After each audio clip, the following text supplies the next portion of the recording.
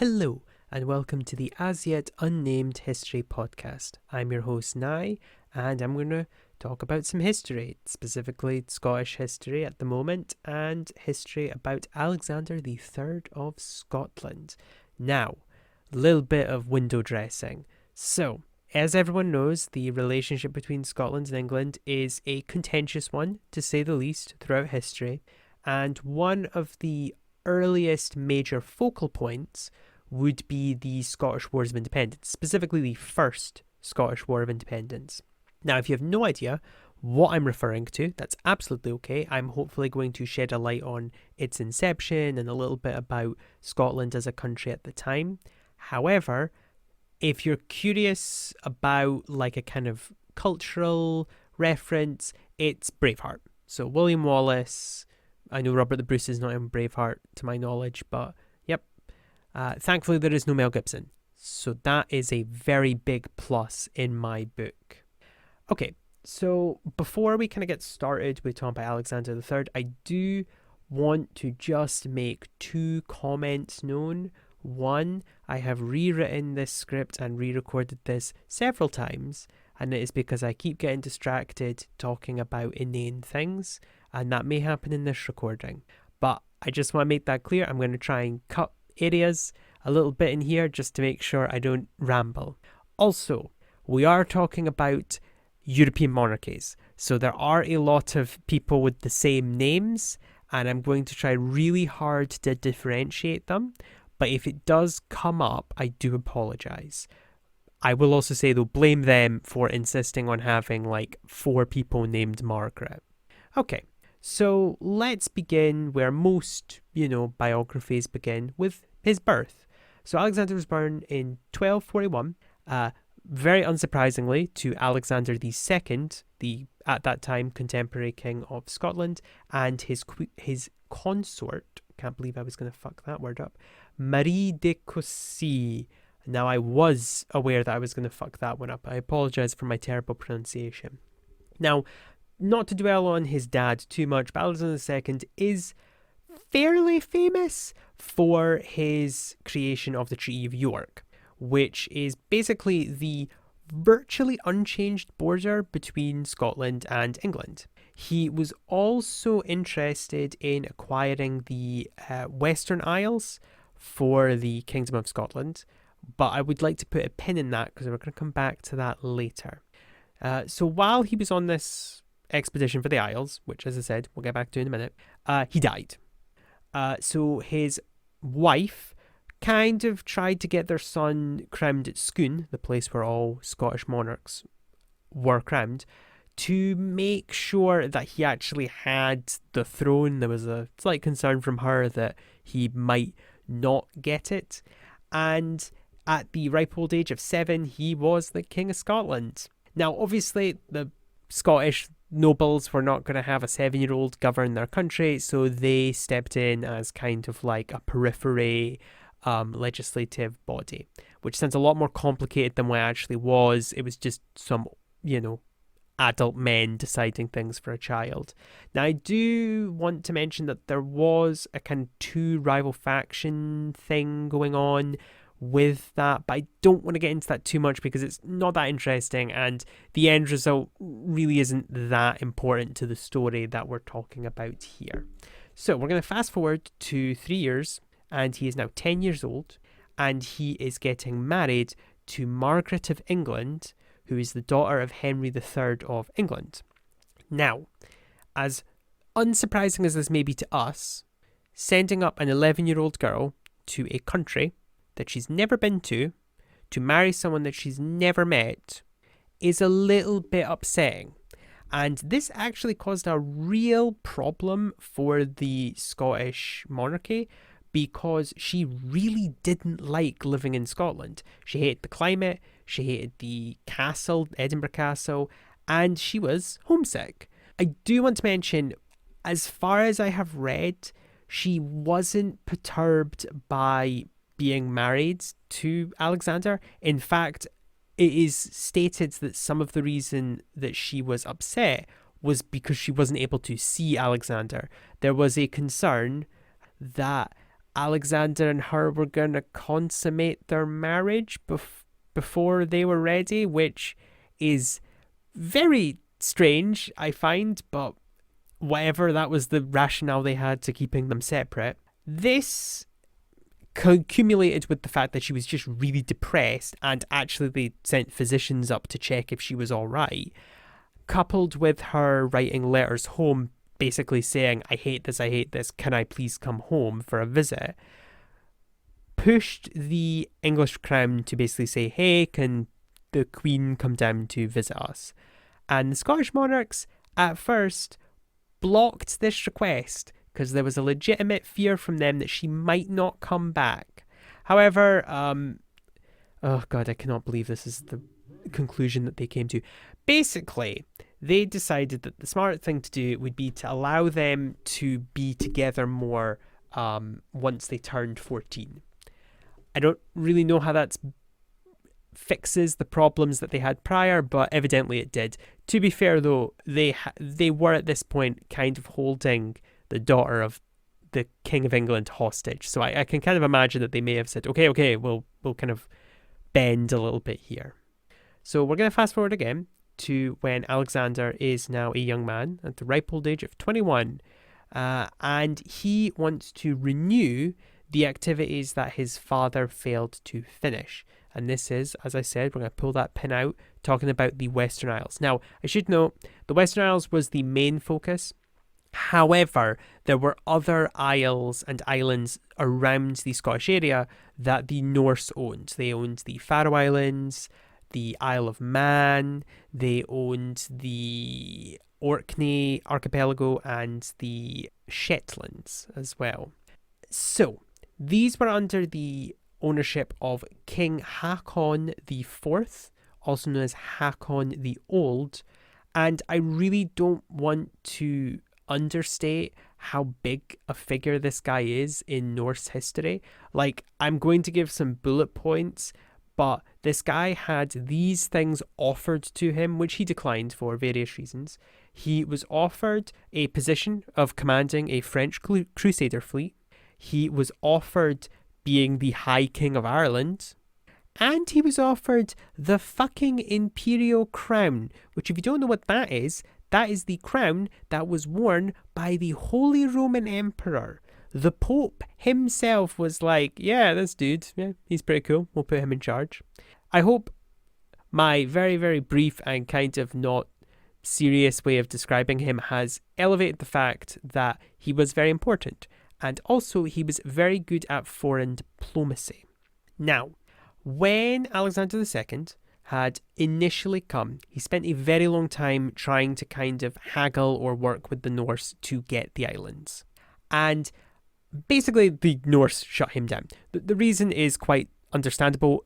These islands were used as an important trade network for the Norse. There was fishing rides. There was kind of bases for when they were going on long journeys. So it made sense to them to keep them. And there wasn't very much of an advantage of giving them to the Scots because the Scots weren't diplomatically as important as some of the other nations. And also they were asking for land, which was theirs, which usually upsets world leaders. Now, Alexander III's approach, little bit different from his dad's. While he did make a formal claim similar to how his dad did, he also kind of said that he would just take them if people weren't happy with that. And this, unsurprisingly, did rouse something with Haakon. So Haakon pulled out a good old strategy that he had used several times before when dealing with a diplomatic incident like this. He got lots of men into about 120 warships, and he sailed down to the west coast of Scotland. Now, straight up, the Scots were probably not in a very good position to fight the Norse army. And Alexander knew this. So Alexander came up with a fairly cunning plan. When the negotiation talks were happening, he stalled, basically. He kept the Vikings there for as long as he could, because while they had come down earlier in the year, he had kept them long enough for autumn to come round. And if you know anything about the Scottish seas, you know that it can get very stormy around about that time. And that's exactly what happened. Now, this isn't necessarily on the same levels as, say, like the Mongolian invasion of Japan, where like their fleet got decimated by a storm, because that was like a tsunami. But this did destroy and damage enough ships to put pressure on Hakon to act, rather than, just squash them or just wait them out. And this led to the Battle of Largs. Now, I have read several different ways of describing Largs. Some people refer to Largs as a Scottish victory, which is amazing. And yeah, there was some pretty interesting stuff. For example, the Scots tried very hard to prevent the Vikings from getting a solid beachhead, and kind of were very good fighters. But I've also read a lot of sources that say that this is a little bit overstated, and the storm, coupled with the fact that the Vikings had not come to conquer Scotland, they had come to be intimidating and probably fuck up a little bit just to, get them off the Isles, did get historians to conclude that it was more of an inconclusive draw. And the short answer was, many people would imagine that Hakon, when wintering in Orkney, planning to return home to Norway, had plans. He would have planned to bring more soldiers, more boats. He would not fall for the tricks. He would destroy and he would conquer. And then he died because he was wintering in a not good environment, got sick and died. Yeah. This led to the Treaty of Perth because, the really awesome, super cool king was dead, and the Norse people kind of didn't want to be continuing this war longer than they had to be.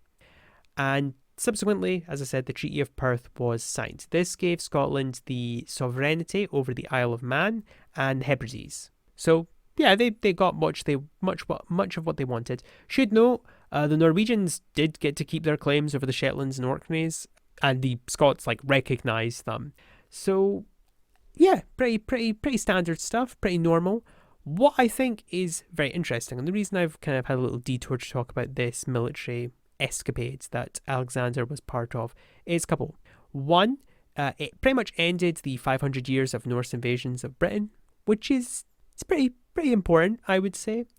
Two, I think it's interesting, and I wanted to talk about it.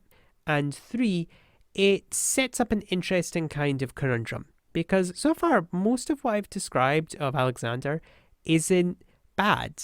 It's kind of hard to see what he fucked up to lead to a very dark period in Scottish history. Well, it unfortunately came down to a combination of many, many tragedies. So, Alexander and Margaret had 3 children, and sadly, she died before he did in 1275. And to add to the sadness, all 3 of his children died very young. His eldest, Margaret, was sent off to be married to the Norwegian king Eric II, and this was kind of obviously to smooth relations. This was several years after the Norwegian-Scottish War, but it helped. Should note, she took after her mother and was not super keen on living in Norway, and kind of didn't hate her husband, but there was definitely some big cultural shifts for her having lived in Scotland. Unfortunately, she died in childbirth and had her daughter Margaret, who did survive, who became known as the Maid of Norway, because as I said, there are a lot of Margarets that we've got to keep track of. His other 2 sons, Alexander, because we need more Alexanders, and David, died fairly young. Alexander lived to 20 and died under circumstances that I wasn't super familiar with. That seems like just the trials and tribulations of living at the time. And his 3rd child, David, died before his, I want to say 10th birthday. I might have to double check the years, but he was quite young. He died as a child. This left a big fucking problem because there was nobody else. There was Alexander, who was now a widower with 3 dead children and a grandchild who was living in Norway. And because it is medieval politics, a lot of the nobles weren't interested in being led by a woman. So the thought of having to officiate his granddaughter was not something that they were interested in. should note that they did allow the granddaughter to be recognised as his heir. However, they wanted him to remarry, which he did. After about 10 years, he remarried to Yolande de Dreux. Again, apologies for my terrible French pronunciation. However, the bad times were still coming. So, let me set the scene. He is celebrating his marriage at Edinburgh Castle with his royal retinue. There's some royal advisors, there's talks, king shit. However, his wife, Yolande, is in Fife, and she is pregnant, and it's her birthday tomorrow. And he wants to go see her. There's just one problem. It is frightfully stormy. Like, raining cats and dogs, lightning, thunder, the whole shebang. His retinue basically say, hey, let's just wait until tomorrow. Let's not ride out in this weather because it's very dangerous. To which he kind of rebuked them and went, no, it'd be fine. Obviously, as you can tell, I'm doing a flawless recreation of the events. This is obviously how they talked at the time. Now, they did manage, riding out, to get across the Forth from Dalmeny to Inverkeithing. However, in Inverkeithing, he was offered, perhaps even kind of being pushed a bit to stay there for the night. But once again, he rebuffed this suggestion and they rode off again. And their luck did not hold because the king got separated and they found him the next morning dead. He had fallen off his horse and broken his neck. Now, I do want to bring this up, as weird as this is a thing to fixate on. He is, in some sources, said to have fallen from a very high height, like a proper cliff, like something you'd see out of film. However, the site that he was found at doesn't correspond with this notion. So there's you'll see some sources say that he fell from a much higher height, but to be fair, falling off a horse onto your neck tends to be very bad for your health. The reason I bring this up, as pedantic and weird as it is a thing, is because I actually was taught both versions in school. This was something that they taught us in school, this guy's life and death, which is why I picked it for my first thing to talk about. But anyway, what did this mean for the monarchy? Quite a lot of bad things, because his pregnant wife unfortunately is believed to have miscarried the child. It's not fully understood if it was a miscarriage or a stillbirth or if there was some other tragedy, but the child was lost, and that meant that the only heir left was Margaret of Norway. And she also died on the way to Scotland, actually in Orkney, which was where, one of her relatives died as well. Orkney, very dangerous place. It's a lovely place. I'm obviously teasing. So, what did this mean for Scotland? Well, it was kind of a clusterfuck. Now, this is where I need to make a very, very, very clear point that is very important. The concept of it being a war of independence is a retroactive one attributed to the effects of the American Independence War, when Scottish nationalism was beginning to rise and they saw this war of independence, and it kind of coloured their perception of their own history. And this perception still resides today. A lot of people, as I was taught in school, were taught that the war was about Edward I, Longshanks as he was called, coming in and conquering Scotland. But in doing research for this, and also background reading I'd done prior to this, I not so much discovered, because it's not that unusual a thing to find, but what I learned was that it's actually a lot more complicated. The short answer is that there was a huge dynastic fight over who was the rightful new king. And Robert the Bruce was one of those claimants. And he was fighting with other nobles to basically get the position himself. Now, yes, Edward had come in to take Scotland, But remember, his rationale would have been that Alexander's wife was English. So his rationale would have been, oh, well, I can just come up here. Now, conquering another kingdom is not cool, and Edward was kind of a piece of shit anyway, but I think it's just, I want to make it clear that this was not a simple, the English were the bad guys and the Scottish were the good guys. It was a lot more complicated. Well, a lot of people were trying to seize power, and the people at the bottom, the peasants, were the ones that got fucked over.